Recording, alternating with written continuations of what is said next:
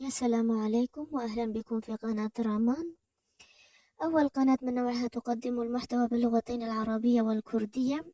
وبداية من اليوم سنبدأ سلسلة جديدة من الفيديوهات بعنوان كاتب وكتاب، حيث سنتعرف على الكاتب قبل تعرفنا على الكتاب، لأن وكما تعلمون لابد أن يكون لكل صناعة مميزة صانعا أكثر تميزا. أول كاتب سنتعرف عليه في هذه السلسلة هو الأستاذ الدكتور عبد الكريم بكار. الدكتور بكار من مواليد مدينة حمص السورية عام 1951. درس في كلية اللغة العربية بجامعة الأزهر إلى أن حصل منها على شهادة الدكتوراه في عام 1979. ومنذ عام 1989 وهو يدرس في عدة جامعات سعودية، إلى أن استقال من عمله فيها وتفرغ للكتابة والتأليف منذ عام 2002.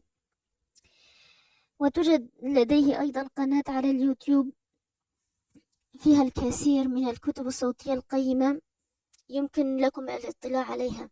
سأضع رابط القناة ورابط موقعه الرسمي في الوصف أو في أول تعليق. وكتابه الذي سنتحدث عنه اليوم كما علمتم جميعا هو آليات ومفاهيم القراءة المثمرة. الكتاب بسيط جدا، لا تتجاوز عدد صفحاته 130 صفحة، ينفع لمن يريد البدء بتكوين عادة القراءة. أجل، القراءة عادة وليست هواية كما يظن الكثيرون، ولكن هذا ليس موضوع الفيديو. سنتحدث عن القراءة بشكل مستفيض في فيديو آخر إن شاء الله. يركز الكاتب في البداية على أهمية التعلم مدى الحياة، وما يفرض علينا ذلك هو العلم بحد ذاته، لأنه يتطور بشكل سريع جدا، لدرجة أن هناك فروع ومجالات يوجد فيها كل جديد يوميا، وخاصة المجالات التكنولوجية.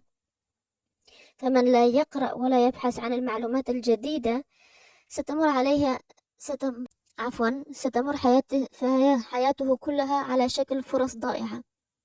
ولا بد أن أنوه هنا إلى أن الأعمال المعتمدة على العضلات تتقلص يوميا، على عكس الأعمال التي تعتمد على العقل الذي يزدهر بشكل يومي.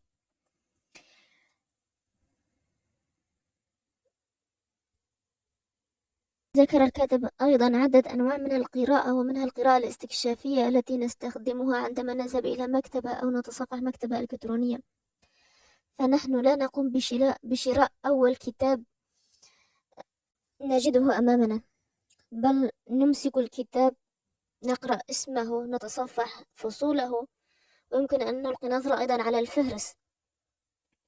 تحدث الكاتب أيضا عن أهمية تخصيص وقت معين في اليوم للقراءة، وتوفير المال أيضا لشراء الكتب. هذه المواضيع ومواضيع أخرى ستجدونها عندما تتصفحون الكتاب.